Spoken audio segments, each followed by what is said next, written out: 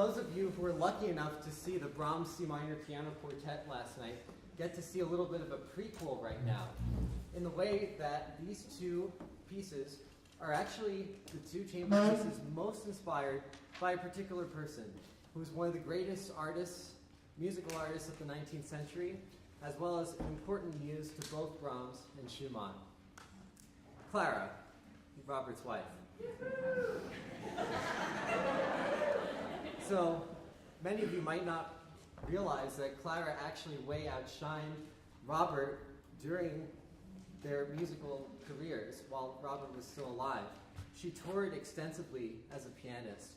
And once in 1842, Robert got so depressed on one of her concert tours that he stopped composing entirely.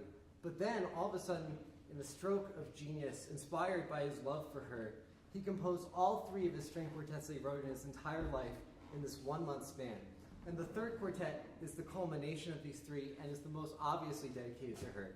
Much like the Brahms that you might have heard last night, the introduction of this piece introduces a motive or a little unit of music that's supposed to represent Clara's name. It's kind of a sign gesture, and you'll hear it in the first violin.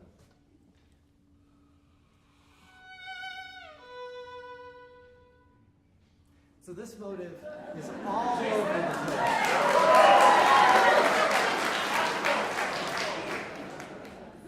It's in the slow introduction as well as all of the fast material. The second theme of this movement presents an interesting aspect of this piece connected to relationships.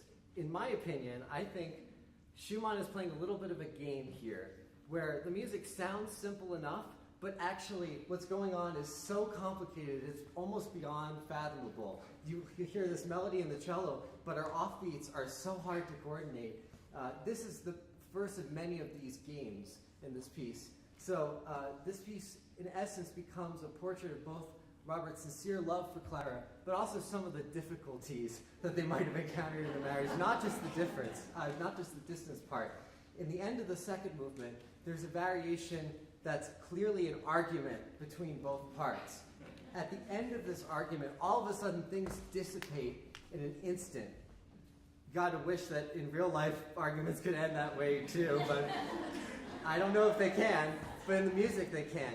And this transitions beautifully into a poignant romance of his true love for Clara, and the last movement takes a kind of dotted rhythm that was about their instability in the third movement and transforms it into a joyful dance. And at the very end, finally the music gets simple again, things are resolved, and things are happy. So, we hope you enjoyed this portrait of one of the most incredible musical relationships ever.